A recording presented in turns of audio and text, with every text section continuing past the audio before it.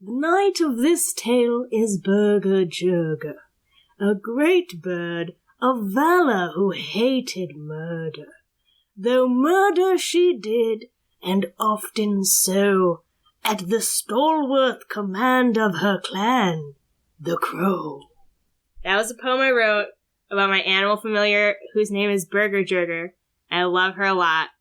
And I want to take a moment to tell you about Burger Jurger and where she came from and the deep and important history that she has to me personally and emotionally. So one time I was playing a very popular video game, Dragon Age Origins, and so I made a character called Lil Squats McGee. And Lil Squats is famous amongst the friend group for being beautiful and gorgeous. And that's not what Lil Squats is for. That's not it. That's exactly why we all love Lil Squats. It's the opposite of that. Lil Squats has, like, just a movie star face, if you can kind of imagine. Anyways. It's a fucking creature from the Black Lagoon counts as a movie Can you star, please not talk about Lil Squats like that? She can hear you everywhere. Jesus Christ. He's all around us. So, my God. Anyway, as anybody who has ever played the Dragon Age Origin game knows, at a certain point you get a Mabari Hound, which is like a giant, awesome dog that fights with you, and you get to name that dog, and I named that dog Burger Jurger. And it just came to me out of the void. And since then, any animal companion I have had in Dragon Age and elsewhere has carried on the legacy name Burger Jurger. And that is why my crow's name is Burger Jurger. The end. Sophie, why did you choose to name your companion, which is a wolf, Gingy? Thank you for asking. I appreciate it. Well, Caitlin, my good friend to the left of me, always calls ginger ale Gingy. She also calls things like a computer a cum-pew-pew. I got that from Noelle. Oh, never mind. Noelle is very offended. I clearly crossed the line here. I'm sorry. Wow. So, yeah, basically that's why, because she's a cute red wolf, and her name is Gingy and Gingerson. Wow, I chose to name my deer Bay because that's from Snow Queen. So I don't know about your guys' like stupid ass reasons, but like mine was really good. Pretentious as usual. And also Bay is kind of like a funny name. Also, I just realized that like in episode 1, I was getting headbutted by antlers. Yes. The whole time. Yep. I'm just riddled with holes. Listen, you're used to it. You have water hair, so like, maybe. How do you think hair works, Caitlin? Water hair! How do you think water works, Caitlin? I don't know. What are you talking about? Oh my god, let's play D&D. Okay.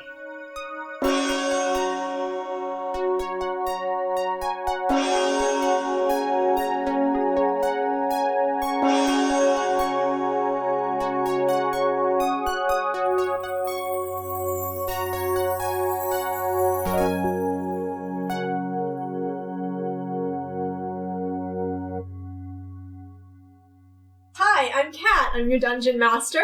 I'm Noelle, and I play Fran. I'm Caitlin, and I play Corbin, whose animal companion is a crow named Burger Jurger. I'm Laika of the Wolf Clan. What's your actual name? I'm Sophia.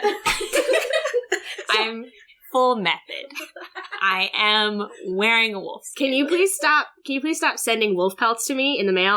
I really don't want that anymore. I would never send you a wolf pelt because that's murder. No, you did that, so. I don't recall. Okay. So, last you guys do, big room, so. Wait.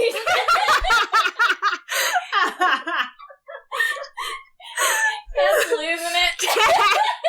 No, Cat. Cat please. has gone back to her natural state. She's on all fours, Please, slaps Cat. on the ground. This is... Cat, get up.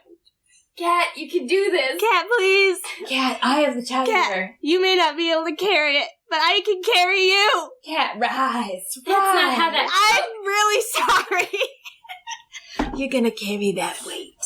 Oh my god, okay. Get up here, space cowboy. Yeah. He's gonna quote bullshit at me until I get up. Okay. That's what we always do, make people feel better. I Yeah. know, he's the worst. Incorrectly quoting our favorite things. Okay. To make Kat feel better, I'm going to incorrectly quote her. This is a really intelligent and coherent description. That was such a good quote. It took me like a half a second to register that it was. Okay, let's try this again. Let's take it from the top. Okay. So, last time, you guys entered a room with a large sphere. Sphere opened into a beautiful flower. You all healed yourselves in a pool of water, and then you headed into the next room. So the next room, it is a hallway about 5 feet wide, and it makes, it turns several times as you walk down it. And you can kind of tell that it's a hexagon. And on each section of wall, there is a keyhole. Right. So for the keys. Oh. So how many keyholes are there? There are 6 keyholes because it's a hexagon. Okay. Alright. Why don't you make like a hexagon and stop? Oh. I think that's an octagon. Yeah. Stop sign. Anyway. I was ready to get on board with it, though. I was about to meet you. Listen. All my hex are gone. Oh! You don't give any hex. Oh, Alright. man. So what happens when we put a key into one of the keyholes? You hear something unlock, but nothing happens. So we have 4 keys. Mm-hmm. Let's leave them in the doors. Well, the walls? Wall doors. You leave them in the doors. Cool. So do you guys want to go back to the last room, the arena room, the one you haven't been in? Yep.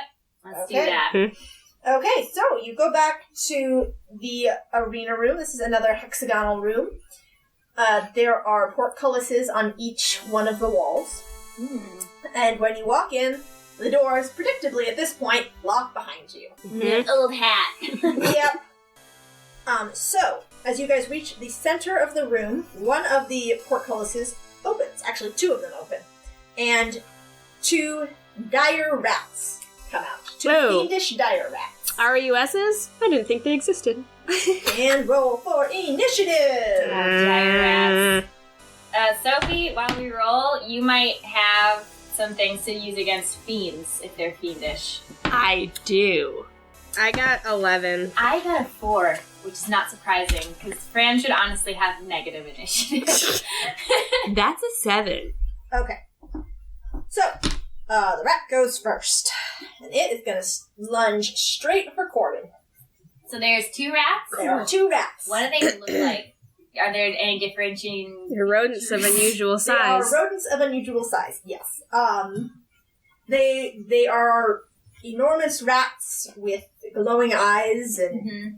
Does one of them have a bow and eyelashes to show it's a girl? Actually, they both do. What? Oh my god. Oh. Perfect. 2 lady rats for our lady podcast.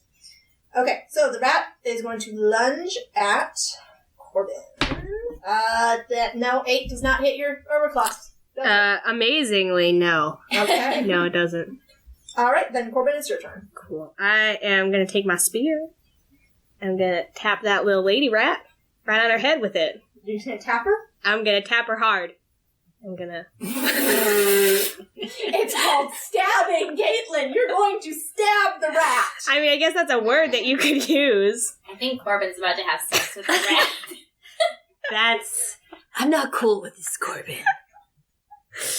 I won't engage in rat-bird relations, I can assure you.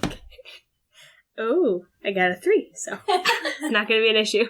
Okay, now it's the other rat, and that rat is going to go to Fran. And then it is Sophia, or Laika. I'm just going to attack it. That's a 3? That does not hit. That's the 3rd 3 in a row that we've rolled. I just want Fran. Illuminati. Okay, so I am going to cast Witch Bolt. Witch Bolt?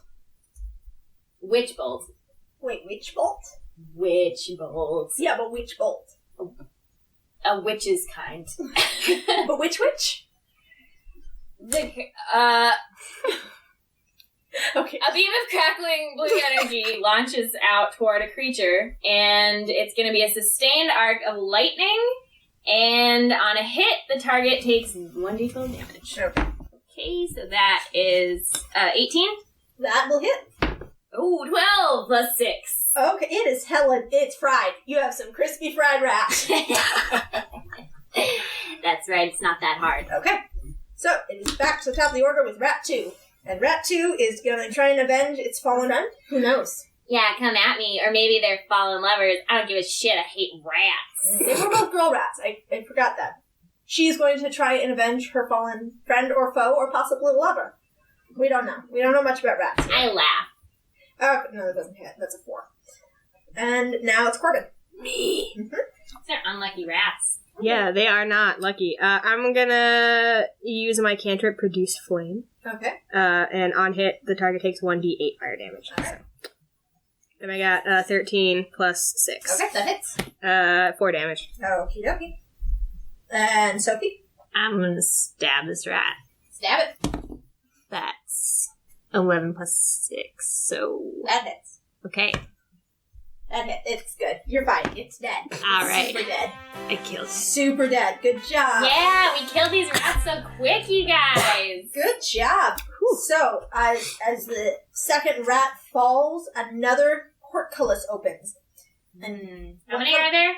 Oh, well, it's a hexagonal room. Mm-hmm. So 2 portcullises have already opened. This is a third one that's opening. You did come in through one of the portcullises as well. Okay. So 3 down. Yes. And now the 4th is opening. Yes. Okay.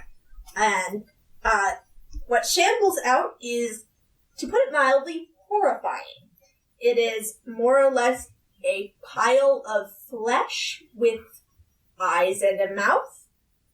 This is a lemure, I think is how it's pronounced. That's horrifying.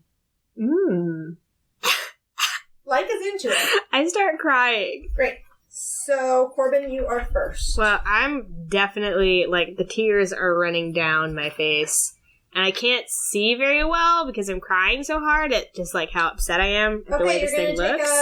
take a penalty then to hit. You've made this choice.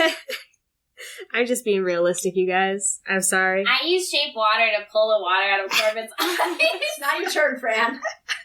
Well, I think about doing it.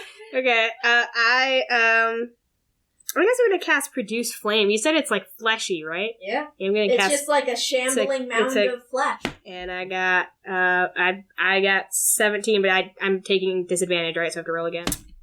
And Caitlin, that's gonna be 8 total. You made your roleplay bed. Now you lie in it. Yeah, I do that in the fantasy world as well. I lie down. Okay, so then it is the lemure's turn. It's gonna go right for you, Corbin. Mm-hmm. I am prone. It sees your fear. It's attracted to it. It finds it very sexy. This shambling mound of flesh wants to be your girlfriend. Yeah. I start sobbing uncontrollably. Okay, and so that is going to be a 14? Yeah, that hits. That hits? That is 5 damage. And now it is Laika's turn. Alright, let's do this. So, I'm gonna try and attack and use Divine Smite. Okay. Alright, so that's gonna be a lot of damage if it works. If it doesn't... Oh, natural 20! it's so dead. Alright. It's just so dead. It is a smoldering pile of ash that still kind of wants to date Corbin. I opened my eyes because I closed them as soon as this thing entered the room. And I'm very relieved, and I bond with Laika slightly more for killing it. I give you a small smile. I freak out! I start crying! Alright.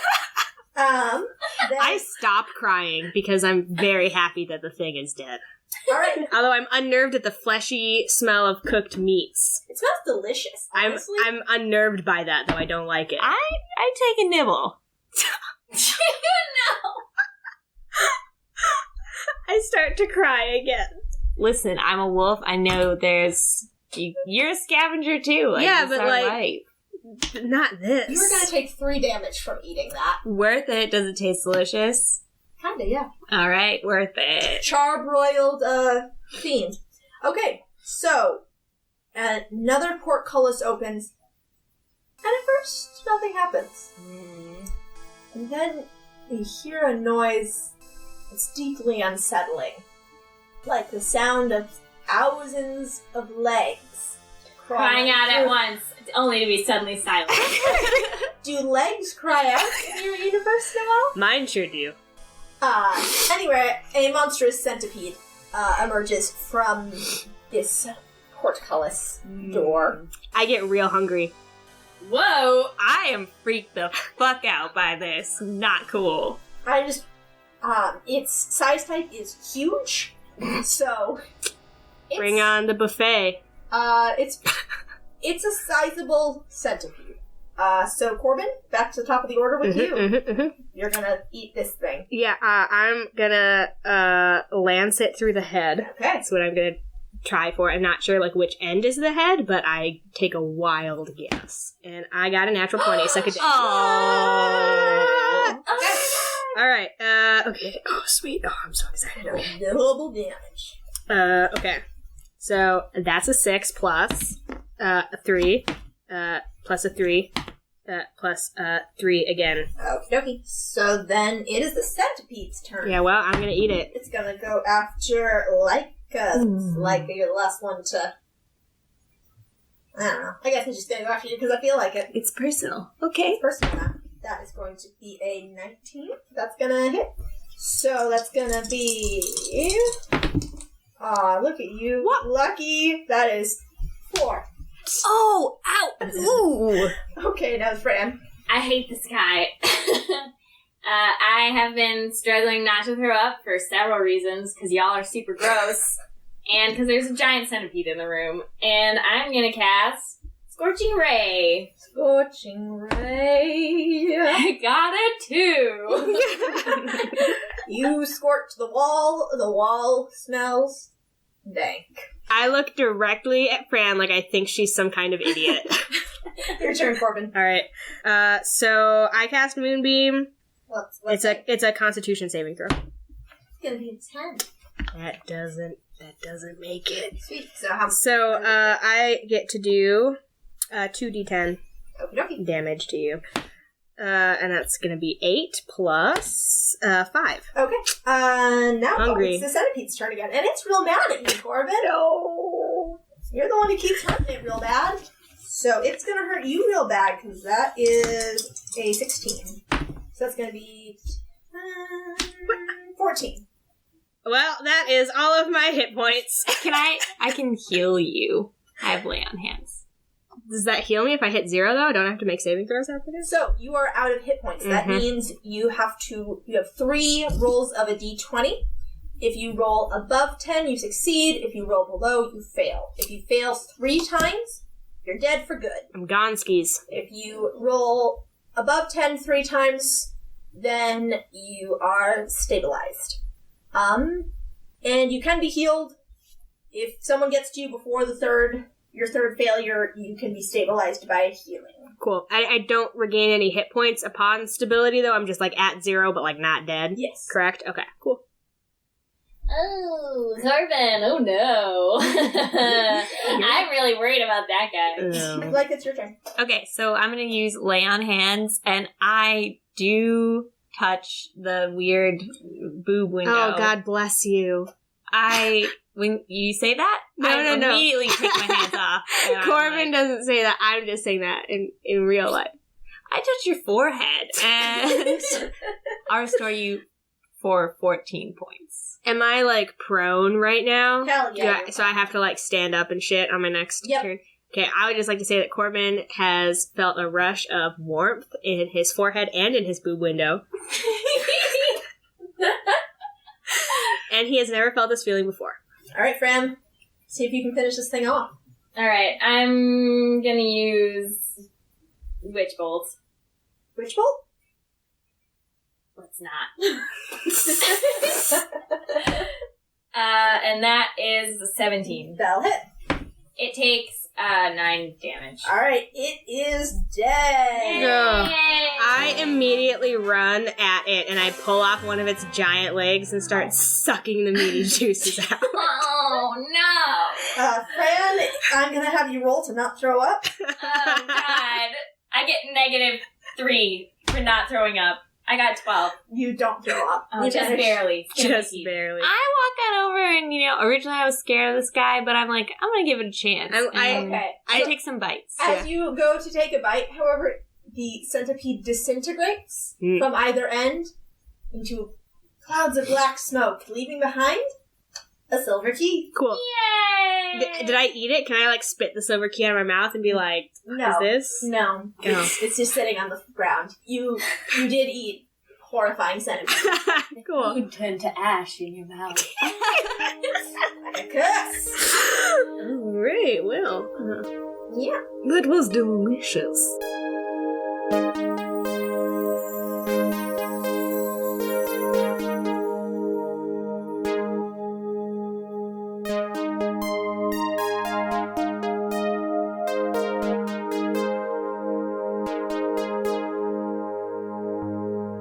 I hope you are enjoying this episode. Hey, it's Noelle.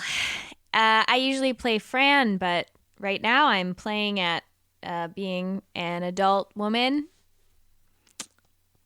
Anyway, same sound problems, different episode, am I right? Well, listen. This episode is the worst of the worst in that respect, and after this, it'll be over, and we can all forget it happened and pretend it never did. Thanks again to everyone listening and showing their love for the show. We are so thankful for the response we've gotten so far. That means you, Extra Crispy and Exactly from iTunes reviews. Thank you especially to Exactly for saying that you're glad that you don't work in a quiet office, since your quiet office coworkers would not appreciate your laughter in response to our humble podcast. Thanks a million. Stay tuned for further legendary shout-outs, you guys. And here now is our reminder for everyone to keep rating and reviewing on iTunes. Yep, here it is. Please do. Thanks. Thanks also to nice and wonderful Facebook commenter Jesse D. Laikovic. Sorry if that was a mispronunciation. As well as to Stan and Ivan of They See Me Rollin'.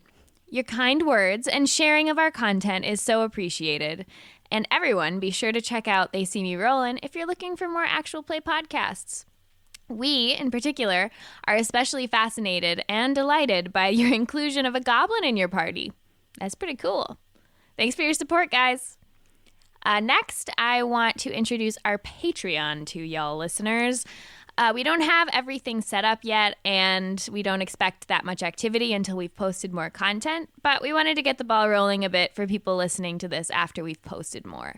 So for anyone unfamiliar with Patreon, it's a website used to set up monthly donations and is often used by various types of artists releasing free content on the internet so that they have time and resources to release even better content. At this point, our Patreon funds would go towards paying our audio hosting bill, as well as getting new and better microphones, so you guys can have a better time listening.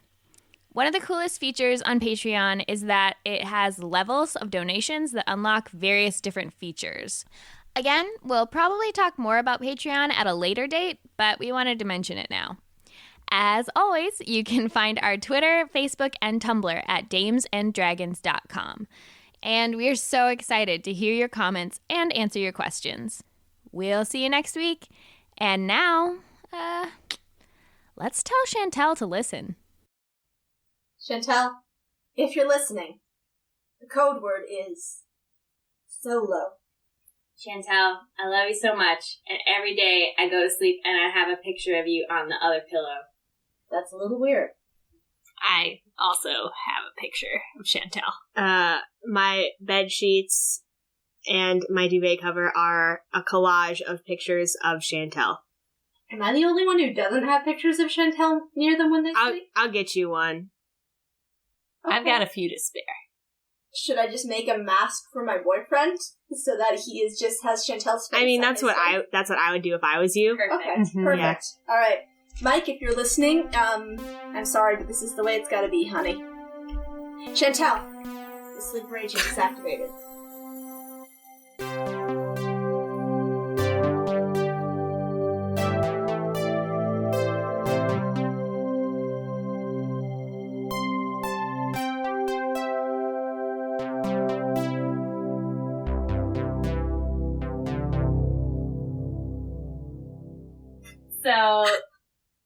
Just trying to forget everything that happened in this room. Now what doors are open? So the door you came in is open, and then one of the portcullises sort of to the right of where you came in is open now. All right, let's go through that portcullis. Okay. You are back in the room with the sphere and the pool. Well, Can I take a dip in that pool again to get my healing? me too. Yeah, I dip. I do some cool bird flaps with my human arms. I do the dip, and I go swimming. Ugh. I eat some Dippin' Dots while I'm in the dip. Did you bring some Dippin' Dots? I had them on me. How did they not melt? They were on you? They were all on me. I'm upset by the logistics of this. However, let's move on. Anyway, okay. So let's put that extra key in the 5th keyhole in the hexagonal room. Got it. Let's go put it in there. What happened? You hear an unlocking noise, and otherwise nothing happens. So we have one more keyhole, and seemingly nowhere to go to get a 6th key. No, there's a portcullis that opened up. Oh, we went through that, and we got back to the room that we were. Oh. I blacked out. Because you're eating those nasty Yeah, it was Dippin' all those Dots. Dippin' Dots. I should not have done that. I feel pretty sick. Oh, man. My stomach growls because I'm the only one who hasn't eaten some shit today. So there's nothing that we missed. I mean, well, obviously there's something that we maybe missed, but, like, there's no, like, paths we didn't go down. Yeah, you've gone down all the paths. We didn't get a key from the room with the tapestry. The only room you did not get a key in is the mirror room. Should we go back there? Yeah, let's go back there. Okay. Okay, so you go back to the mirror room, and the mural is back on the wall, and the glass on the floor is reset. Okay, so we have to figure out how to do this the right way. The way we did it before was not correct. Yes, accurate. Well, I'm in this room right now, and I begin to shake with latent rage at the memory of that fucking bird that I saw that looked just like me. I noticed that Corbin is shaking, and I laugh a little bit. I glare. I have those giant black eyes, so. I wink.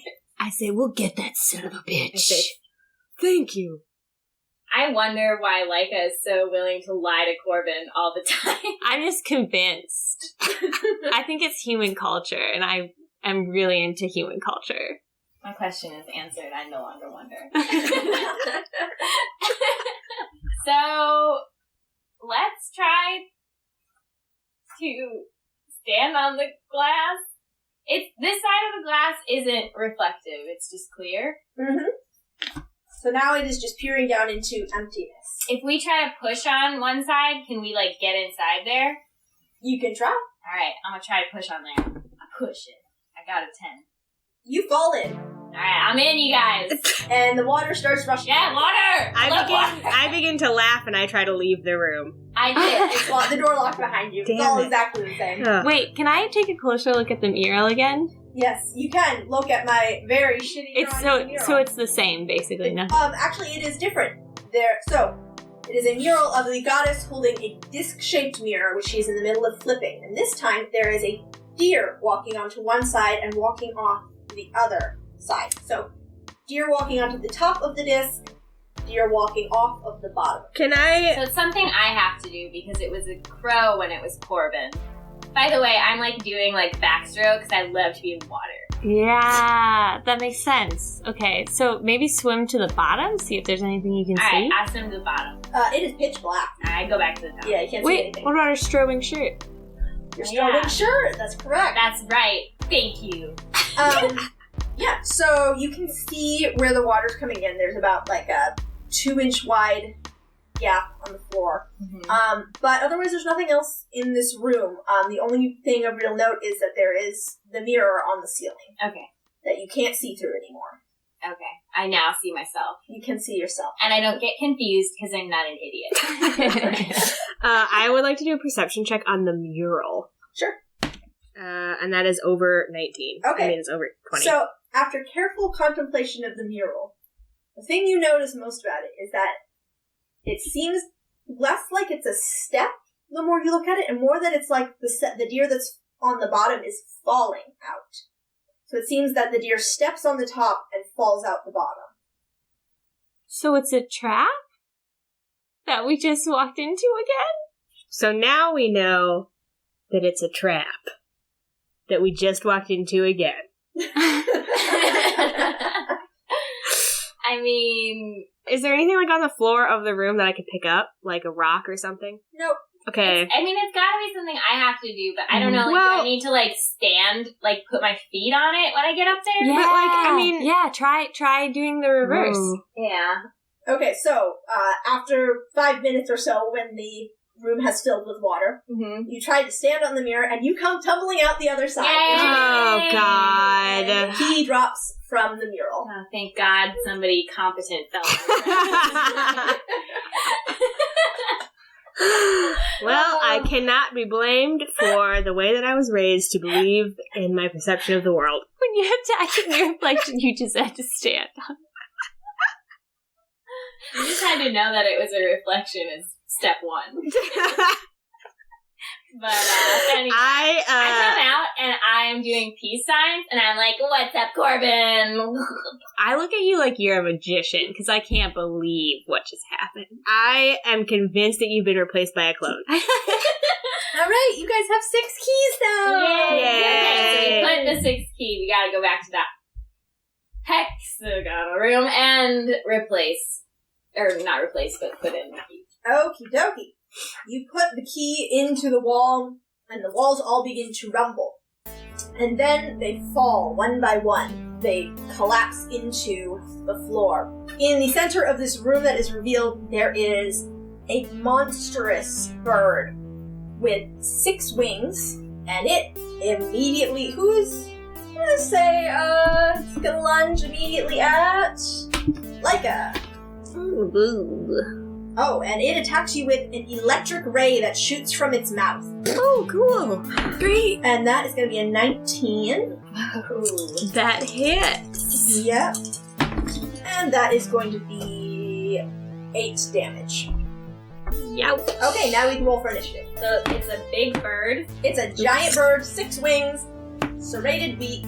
It's just, not super friendly looking. Okay. So is it crow-like? No, it is actually, sort of blue. Its plumage is blue and white. Its beak is bright orange. It's like I couldn't talk to it. It is an arrowhawk, if you guys are wondering. That's just what it is. So, what did y'all roll? I rolled a 6. Okay. 1. Okay. 13. Okay, so Laika, you're first.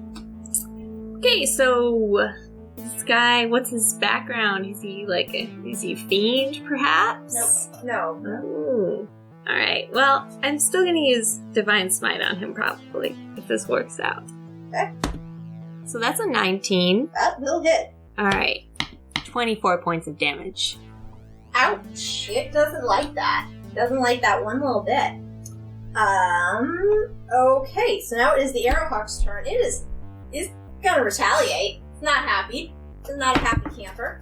And that is gonna be 19. So that what's this guy's problem? he's just able to shoot you with electric rays from his mouth. That's what his problem is. Attitude. Okay, that only does 4 damage. Better. Barely grazed by the electric rays. I'm cool with that. Okay, Fran, your turn. Okay, how smart does this guy look? He looks like a giant bird with 6 wings. You tell me. He's got a bird brain.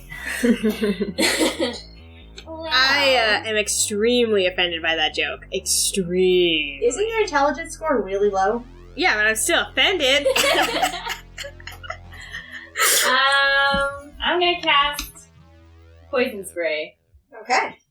So I extend my hand towards the creature, and I project a puff of noxious gas from my palm. Fart out of your hand. Yes, it is a fart hand spell, and I'm ready to use it. Okay. Try to succeed on a Constitution saving throw, please. Oh, that's a 3. That failed. That failed horribly. Okay, great. You're gonna be fighting on. Get ready, hold on. and that's going to take 9 damage. Ooh, it is dead. Whoa, Yes! The fart killed it. The fart killed the bird. I killed the bird with a fart. I'm real repulsed, offended, and upset. This is the most proud I've ever been of you, and the bond is grown. Maybe it has. I continue my song, and I make the strobe of my shirt match The beat? Yeah, match the beat of my song. Nice. Okay, good job, everyone. So, in the center of the room, a staircase rises from the center of the room. It spirals upward toward the ceiling and goes up into a hole in the ceiling. You guys go up the staircase, and you are back. You guys emerge at the front doors of the temple, and you are greeted by the goddess and her attendants and your mentors, those of you who still have mentors. Who saw my fart hand? Who saw my fart? Not your dead mentor. Oh, Jesus!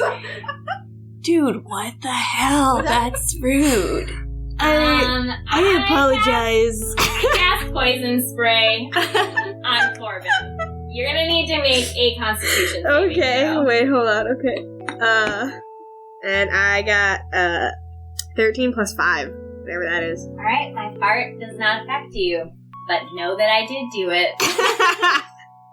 The attendant who spoke to you guys the first time, at least you think it's her, it's one of the deer veiled attendants. She steps forward and says, well done, all of you. You have passed your final test. The goddess congratulates you, and you may now take your place at her side. And she gives you like a grand sweeping motion towards the goddess, who once again gives you a little wave.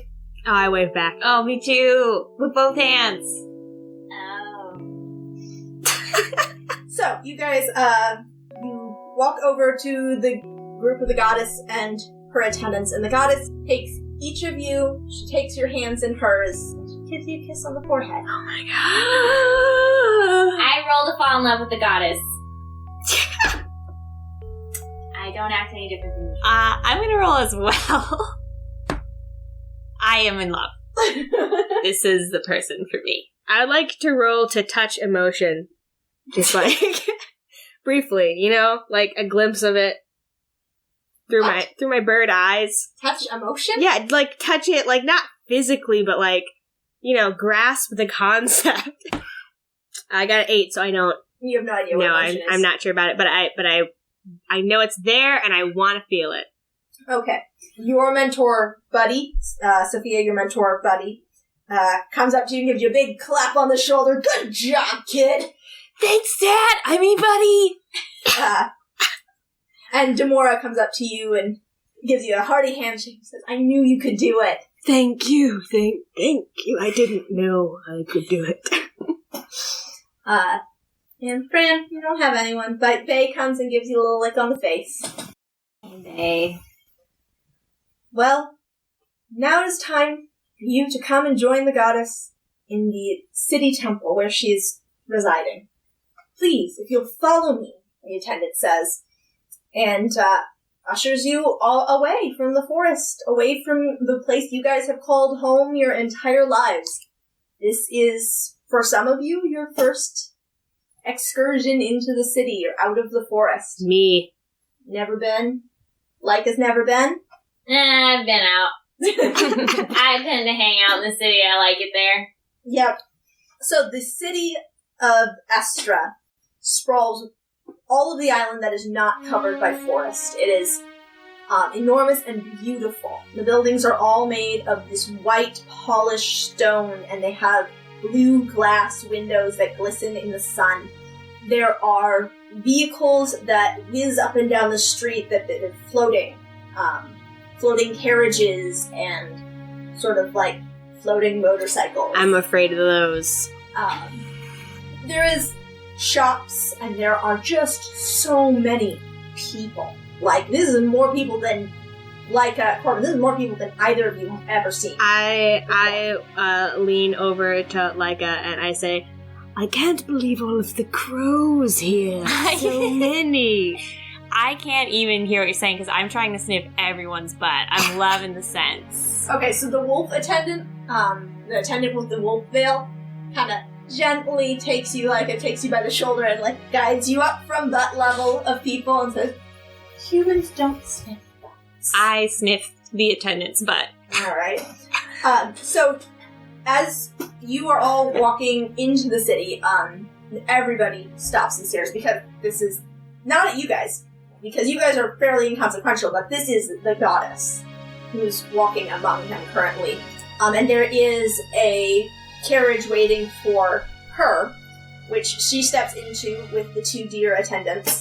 The crow attendant and the wolf attendant take the 3 of you to a separate carriage, which you ride in. These are open-top carriages, so you can see the city as you pass by. You go through the narrow, winding streets. Everything here is just stacked on top of each other, because this island is roughly the size of our equivalent of Manhattan. It is very small, and they have utilized every inch of space. Buildings are soaringly tall, and these floating carriages operate at multiple levels. So there's, the ones flying at the rooftops where there are rooftop gardens that they go visit, and rooftop parks. There are, ones at the mid-level that are going into, like, the residential homes, and then there's ones at the bottom which are going into the shops and all of the places of business. And you guys are heading toward the north edge of the island, where there is a outcropping on which the goddess's city temple is. So originally she inhabited that forest temple, but somewhere in the last several thousand years, another temple was built for her in the city as the city grew, so that she could be closer to her people instead of isolated in the forest. And that is now mainly where she resides. The temple is, of all the buildings in Estra, is the most grand, the most beautiful. It sparkles in the sun. The domes on the tops of the buildings are covered in gold leaf. There are veiled attendants and masked guards, milling about the grounds. And as the goddess walks into the temple through the ivory gates, everybody stops and kneels for her. Because she is their goddess. She is your goddess. And as you guys get out of the carriage, the wolf-veiled attendant and the crow-veiled attendant sort of usher you guys and get you into formation behind her in a little, triangle of how you're supposed to stand. And the goddess smiles serenely at all of her followers and raises her hands to indicate that they should stand. And then she continues onward with her deer attendants, and the other 2 attendants stay back with you, and they say, "The goddess will now attend to her daily prayers. We will show you to your rooms." So you guys are going to your new dorms, your new digs. Wow. You are given rooms in the main temple. The attendants tell you that your rooms are very close to the goddess's. Should she need you in the night, she will be able to contact you through a bell that is in each of your rooms. She seems a little standoffish. Anybody else notice that? The goddess? She kissed us. Yeah, No, and then what did she say? Let me kiss you silently, I did not Are you saying that in character? get that. I'm seeing it in character. Hell That yeah. doesn't sound like a character voice. I don't remember what my character was. So the attendant looks back and goes, I suppose no one would have told you. This incarnation of the goddess does not have a voice. Oh! She can't... What's she about? She simply has never spoken. Can she write stuff down? Yes, she does communicate with us in writing occasionally. She has trouble communicating her thoughts clearly. We believe it to be an effect of how hastily she had to reincarnate last time, but we can assure you, and we assure everyone, that it is still our goddess, the same goddess that we've had for thousands of years. I wish Corbin was born without a voice. The feeling is mutual. Can she use sign language? I believe that she's attempted to...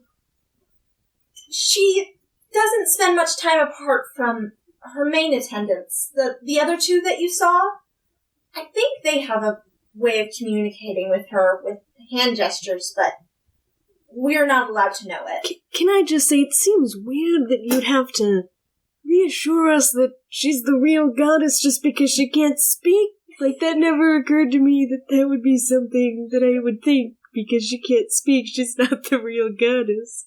That's fair, Corbin. That seems suspicious, is all I'm saying. I'm sorry. I suppose you have all not really spent much time in the city. There are concerns among the citizenry that because of the mysterious death of her last incarnation and how quickly she had to reincarnate, some believe that this vessel doesn't contain the spirit of the goddess, especially because she can't speak. But we can assure you we've run all of the tests and her divinity is pure. What are the tests? I can't speak of those. Secrets. Probably like a CT scan. A what? Corbin, what are you talking about? You know, like a... Crow tree scan? Yeah. That's stupid, Corbin. You get up in the tree and you scan the ground. And you scan the goddess? Yeah. For what? Her voice is missing on the ground? You can... When you're a bird and you're up high and you look down, things are different. You must all be very tired from your trials. You have the rest of the day to relax and explore the grounds. The goddess will be busy in prayer for the rest of the day, but tomorrow we have arranged for you to escort her during her preparation for the Festival of Lights, which will be happening at the end of the week. Great. Have you seen the Festival of Lights? Are you able to see it from the forest?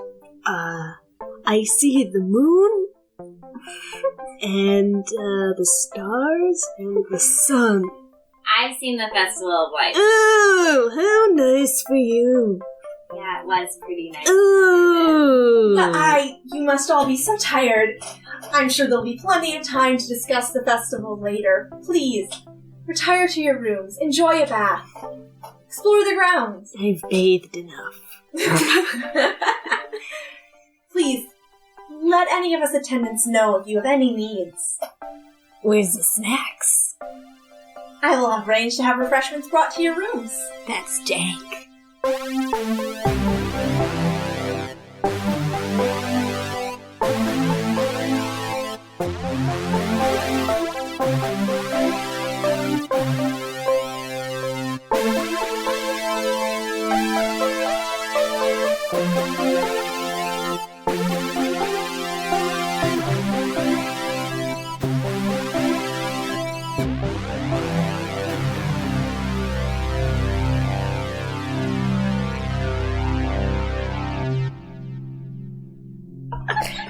Noelle, she's just so fucking cool. All the time. I know.